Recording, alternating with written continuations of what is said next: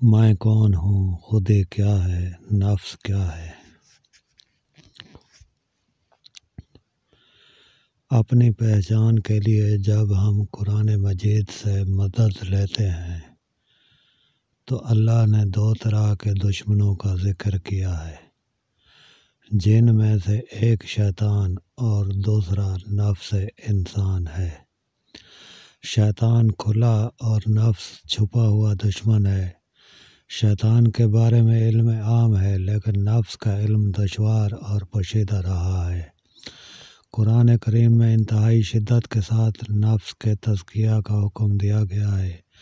تزکیہ تب ہی کیا جا سکتا ہے جب ہم اس دشمن کو جان لیں، خوب اچھی طرح پہچان لیں کہ آخر نفس ہے کیا، اس کے افعال کیا ہیں، تبھی ہم اس قابل ہو سکتے ہیں کہ اسے پاک کر سکیں۔ آئیے اللہ کا نام لے کر نفس کے طلسم ہوش ربا میں اترتے ہیں اور اسے جاننے کا آغاز کرتے ہیں۔ جس طرح کوئی ادھار کو لوٹا دیتا ہے، اسی طرح مٹی کا وجود مٹی واپس لے لیتی ہے، یہاں تک کہ انسان روز قیامت دوبارہ اٹھائے جائیں گے۔ ان کے وجود کو اسی مٹی میں ضم ہو جانا ہے، فنا ہو جانا ہے، مٹی میں مل جانا ہے۔ جسم نہیں جانتا کہ وہ زندہ ہے یا مردہ، اسے کوئی خبر نہیں کہ تکلیف کیا شائع ہے۔ یہ سب تو اسے ذہن بتاتا ہے، حواس بتاتے ہیں۔ اس بات کو ایک مثال سے سمجھتے ہیں۔ فرض کیجیے ایک شخص کو میز پر لٹا کر اس سے اس کا نام، بیوی، بچے، تعلیم اور کاروبار کا پوچھا جائے۔ جواب ملنے کے بعد اس کے دونوں بازو کاٹ دیے جائیں اور پھر یہی پوچھا جائے کہ تم کون ہو، تو جواب پہلے والا ہی ملے گا۔ پھر دونوں ٹانگیں بھی جسم سے جدا کر دی جائیں اور وہ شخص زمین پر پڑا ہوا محض ایک دھڑ ہی رہ جائے، تب بھی اس کا نام، تعلیم، کاروبار، گھر بار، بیوی، بچے وہی رہیں گے۔ اس کا صاف مطلب ہے کہ وجود شخصیت کا ایک حصہ ضرور ہے، لیکن مکمل شخصیت ہرگز نہیں۔ پھر وہ کون ہے جو جسم سے ماورا ہے؟ یہ صرف جسم کا وہ تعارف ہے جو تزکیہ نفس کے لیے انسان کو درکار ہے، وگرنہ جسم اللہ رب العزت کی حسین ترین تخلیق ہے۔ اس کے اندرونی و بیرونی اعضاء کی تخلیق پر قیامت تک بھی غور کیا جاتا رہے۔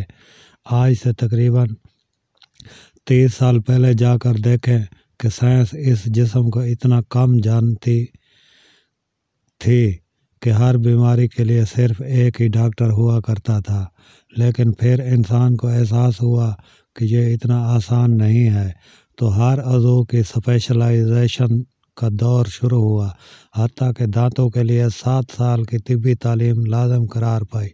جتنا اندر اترتے چلے جاتے ہیں اتنا ہی راز اجھلتا چلا جاتا ہے، حتیٰ کہ بات کلوننگ سے بڑھ کر میوٹیشن تک جا پہنچی ہے۔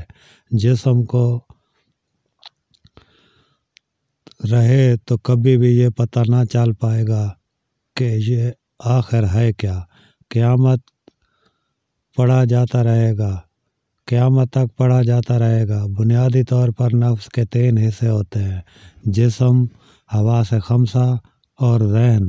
ہم بالترتیب تینوں کا مشاہدہ کرتے ہیں۔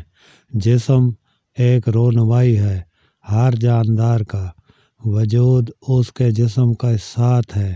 جسم ایک جرثومے سے بنا ہے، یہ ایک حیاتیاتی مادہ ہے۔ جسم ایک زندہ چیز نہیں ہے۔ حواس خمسہ موجود نہ ہوں، دماغ نہ کام کر رہا ہو تو جسم کی اپنی حیثیت ایک مردہ شے کی ہے۔ جسم کا عقل سے براہ راست کوئی زیادہ تعلق نہیں ہے۔ جسم حیوانی ہے اور اس میں 2 جبلتیں ہیں: بچاؤ اور افزائش نسل۔ جسم صرف بھوک مٹانے اور اپنی پیداوار بڑھانے میں دلچسپی رکھتا ہے، اسے باقی کسی شے سے غرض نہیں۔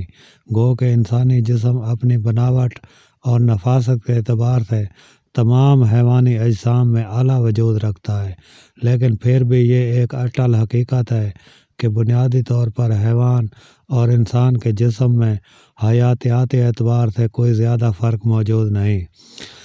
زندگی اس کی سرشت ہے، یہ بذات خود زندگی ہے۔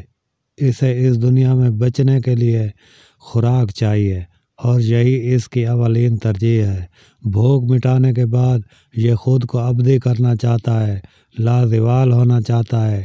اس کے لیے اس کے پاس صرف یہی ایک راستہ بچتا ہے کہ یہ اپنی نسل کو جنسی عمل سے آگے بڑھائے۔ اس کے لیے یہ کسی لذت کا طلبگار نہیں، لذت جسم کا نہیں، ذہن کا مسئلہ ہے۔ اسے تو صرف خود کو آگے بڑھانا ہے تاکہ زندگی قائم رکھ سکے۔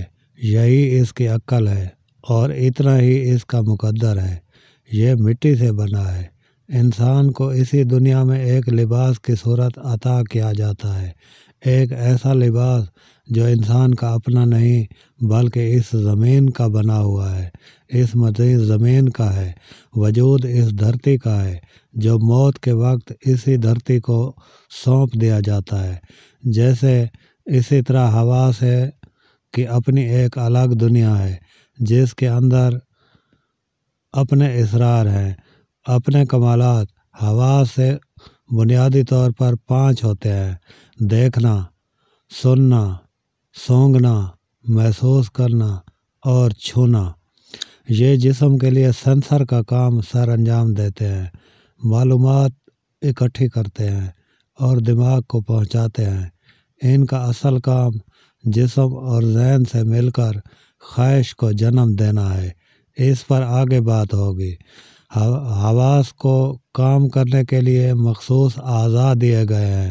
بصارت آنکھ کو کیمرے کی طرح استعمال کرتی ہے، سماعت کانوں کے ساتھ جڑی ہے، چکھنے کی حس زبان میں ہے، سونگھنے کے لیے ناک استعمال ہو رہی ہے اور چھونے کی، محسوس کرنے کی حس پورے وجود کے پور میں سمائی ہے۔ واضح رہے کہ یہ تعریف طبی نقطۂ نگاہ سے نہیں کی گئی، کیونکہ اللہ ایک تخلیق سے ہزاروں لاکھوں مقاصد حاصل کرتا ہے۔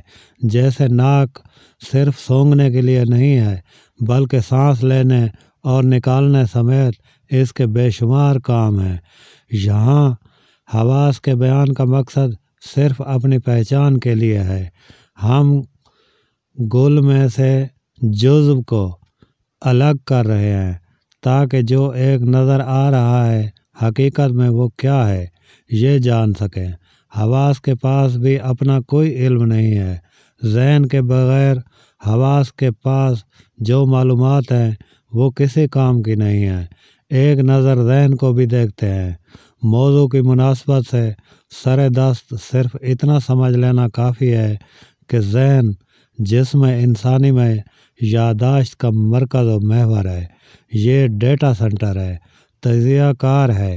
یہ تمام جسم اور حواس پر حکمران ہے۔ حواس باہری دنیا کی معلومات اسے مہیا کرتے ہیں۔ اس انفارمیشن کی مدد سے ماضی کے تجربات کو استعمال کر کے ذہن ایک تجزیہ کار کی حیثیت سے فیصلہ صادر کرتا ہے۔ جسم اور حواس جسے ماننے کے پابند ہوتے ہیں۔ یہ جان لینا ضروری ہے کہ ذہن اور دماغ دونوں الگ الگ ہیں مگر ایک دوسرے سے جڑے ہیں۔ جیسے جسم مادی اور روح غیر مادی ہے، اسی طرح دماغ مادی اور ذہن غیر مادی ہے۔ دماغ اعصابی نظام اور بہت سے دوسرے خلیات سے مل کر بنا ہے جن کو دیکھا جا سکتا ہے، چھوا جا سکتا ہے، جبکہ ذہن غیر مادی ہے، یہ سوچ کا نام ہے۔ ذہن دماغ کے ذریعے تمام جسم انسانی سے جڑا ہے۔ نفس انسان ان 3 حصوں سے مل کر بنا ہے: جسم، حواس اور ذہن۔ یہ تینوں ایک دوسرے کے بغیر بیکار ہیں۔ کسی ایک کی دوسرے کے بغیر کوئی حیثیت نہیں ہے۔ اگر اس سوال پر گہرائی سے غور کیا جائے کہ میں کون ہوں تو انسان ورطۂ حیرت میں گم ہو جاتا ہے۔ کیا میں جسم ہوں؟ کیا میں احساس ہوں؟ کیا میں ذہن ہوں؟ جب بھی کوئی اندر اتر کر دیکھتا ہے تو پاتا ہے کہ میں یہ سب نہیں ہوں، میں ان سب سے ماوراء ہوں، میں ایک حقیقت منتظر ہوں۔ میری عزت، میرے خیالات، میرے جذبات، میرا علم، میری دنیا، یہ سب کس کا ہے؟ یہ عزت کس کی ہے؟ کیا عزت میرے جسم کی ہے؟ کیا عزت میرے احساسات یا پھر میرے ذہن کی؟ ان سوالوں کے جواب جاننے کے لیے آئیں نفس کی تہ در تہ گہرائیوں میں اترتے ہیں۔